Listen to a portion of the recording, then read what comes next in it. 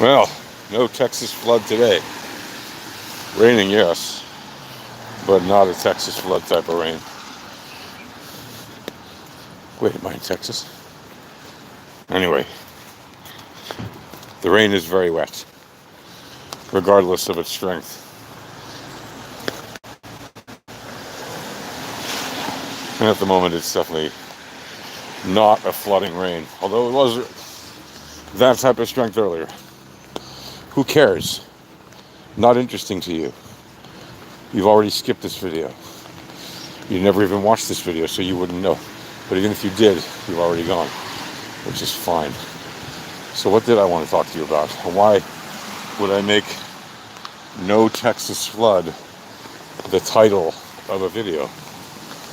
Well, actually it occurred to me, the No Texas Flood thing is also a pretty good metaphor, if you will. Well, the rain is starting to pick up for sure. It is a metaphor for certain things. What things, you say? Well, the things I talk about, marketing, trading, etc.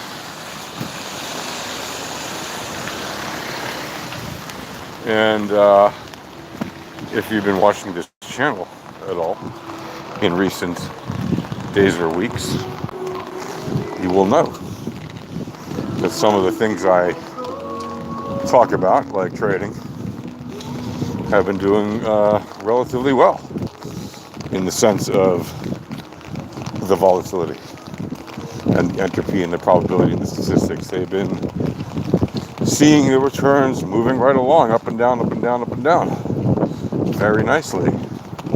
All right, we've had some trading days which were effectively trending days inside of a ranging week, for example, on Bitcoin, as well as many other assets this week. We'll talk about that one real quick. So, Bitcoin is in a ranging week.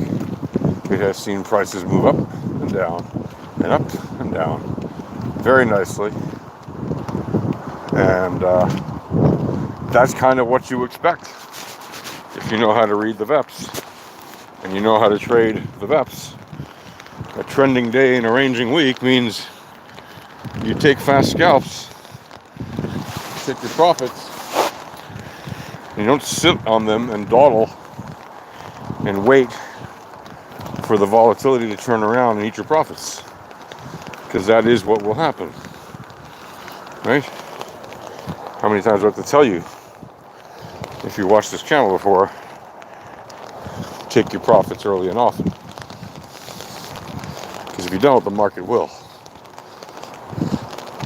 Now, you may not be comfortable taking your money out of a trade or selling an asset that you were holding a long time, basically investing in, and then you see it move further, in the direction you wanted it to go, and you're like, oh, I missed like 0.5%, or I missed 3%, I missed 10%. Let me explain to you something.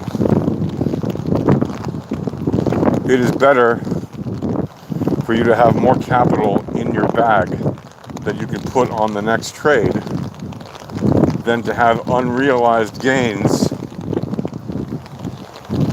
on the market on a trade that can be taken away from you. What about capital gains tax? Yeah, what about capital gains tax? You need to take care of those. It's still worth, if you're making profit on trades regularly, you need to make sure that you are in compliance, etc., with all your local rules and regulations and laws, and whatever applies to you globally or whatever.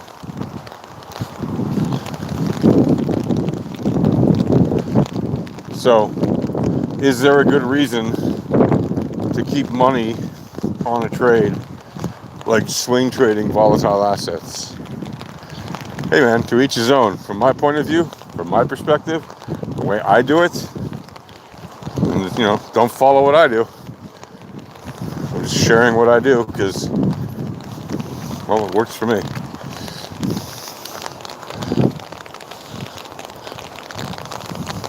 And the answer is no. There's no good reason to be swing trading volatile assets. Why? Because there's going to be another trade the next day.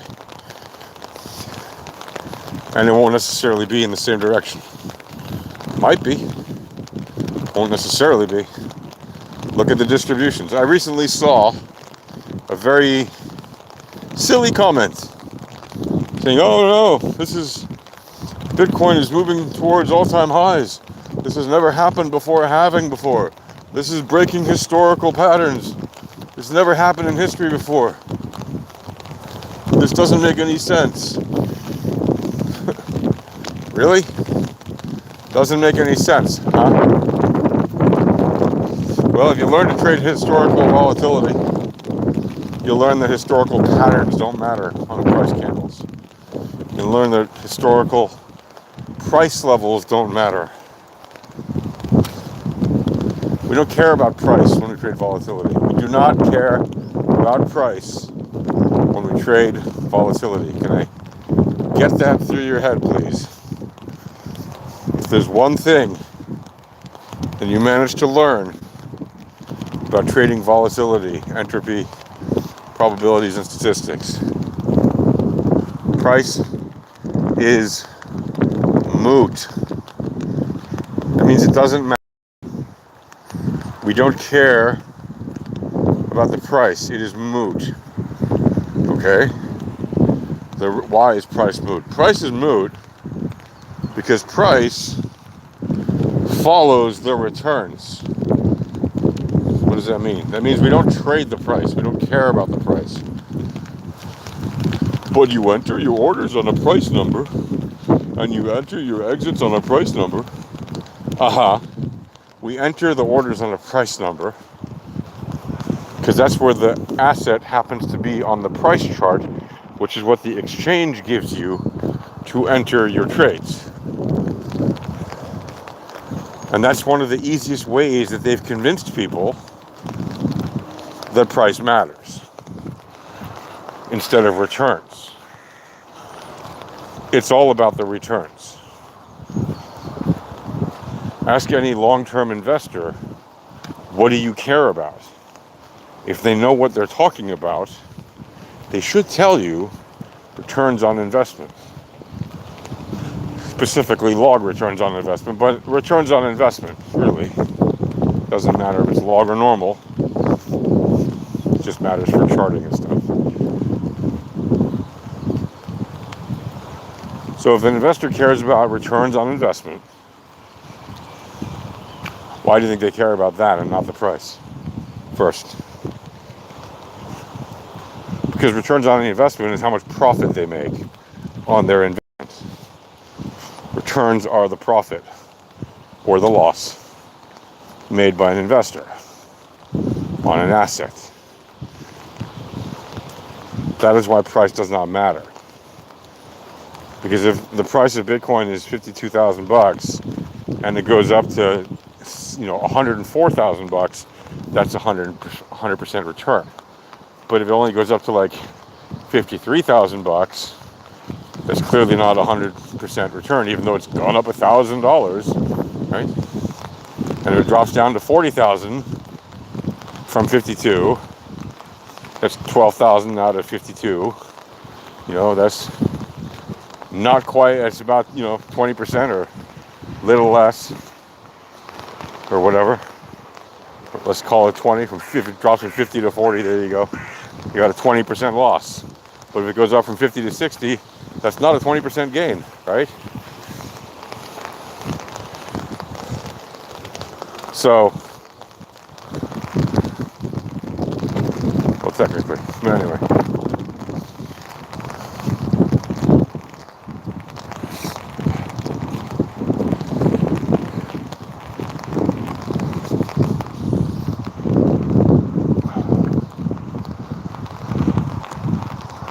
Think about it this way. Use smaller numbers. Look at an asset that's $100. Okay. It drops down to 50. That is a 50% drop. Right? If you shorted that, you made a 50% profit. No leverage, of course. Don't use leverage, it's poison. Unless you have some reason you need to use it, like you're trading commodities or Forex that move very, very little. And most of them these days don't move so little, you don't really need it there either. But let's say you're buying a stock, it costs $100, it falls to 50. That is a 50% loss. Now, what does it have to do to get back to $100?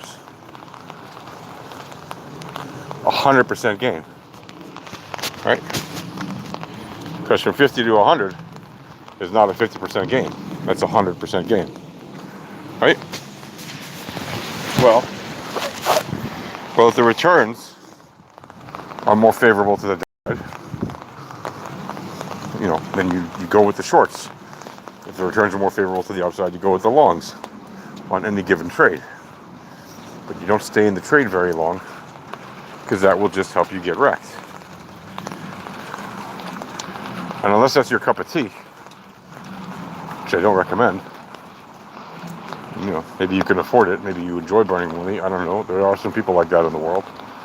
If you're one of those lucky people, and that's your particular kick, well, hey, enjoy, yes. If you're like the other 99.9999999% of the people on the planet, then you want to win the trade more than lose them. And you do that by taking profits early and often, by limiting your loss, and most importantly, practically, do not be emotionally attached to your trades. Right? Trade as a bot. Bots don't have emotions. Bots don't care. Bots don't give a F. Right? They don't care. They just trade based on the maths, if they're properly built. And that's what you should do. All right. That's it for now. Happy trading.